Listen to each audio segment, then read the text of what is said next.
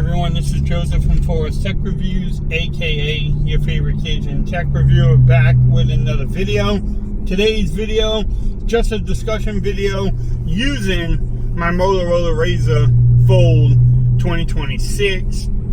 Yes, this is the cameras. I have this in 4K at 60 frames per second. And I just want to discuss the upcoming Galaxy Z Fold 8 and 8 Ultra.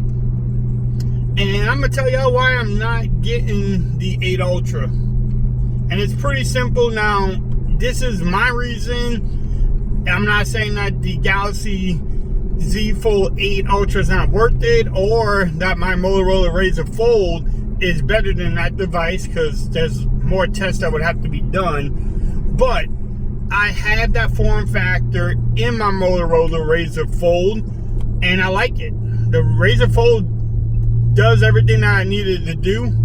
The cameras are really good on here.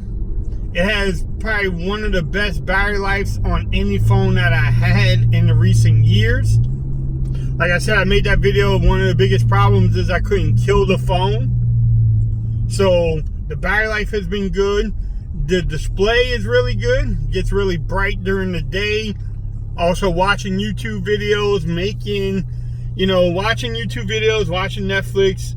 So this Motorola Razr Fold has everything that I look for when I'm getting a folding device, except for it's not, the smallest one. So what I am going to do is pick up the Galaxy Z Fold 8, the wide edition, I guess. I don't know. They call it the 8. Everybody says the 8 wide.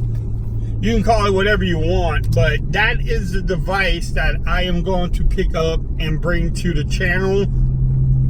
I don't know if I'm gonna like the form factor or not. We're going to try it out. I think the last time I had it was a Pixel Fold, maybe, or OnePlus Fold, something like that Passport looking design. I haven't checked out that many videos on it, maybe one or two.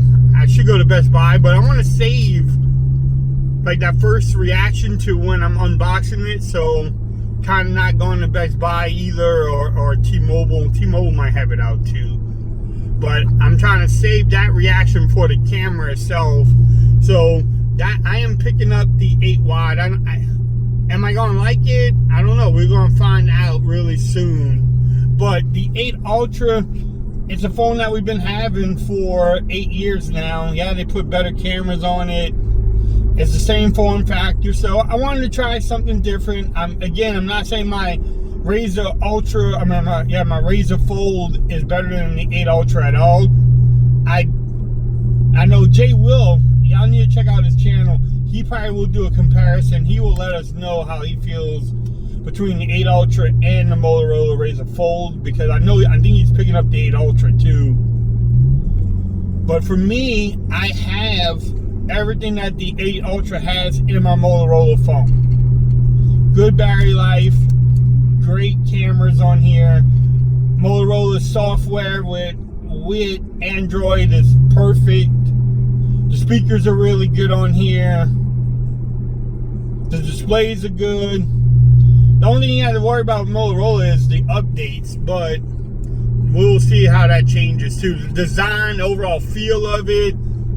So it checks off a lot of boxes that the 8 Ultra will also check off, but I don't need two of the same form factors in my lineup. So I'm going for the 8 wide. I'm excited to see. I want to see how good the camera's going to be on that phone.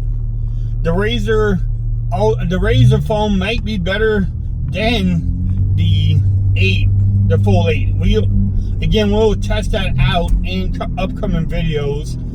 It already has more accessories than my Razr phone, so there's a win there too. But we're definitely going to test it out and try it. I'm interested to see the battery life with it, the new Snapdragon, how fast can this thing charge. The little 8 has a lot of things going for it. Will I like the form factor? I don't know. I guess we'll find that out too. So y'all let me know which one you are picking up. Are you getting both of them? I'm also getting the Galaxy Watch Ultra 2. I have the OG Watch Ultra, so I'm excited to get the Watch Ultra 2, so stay tuned to the channel.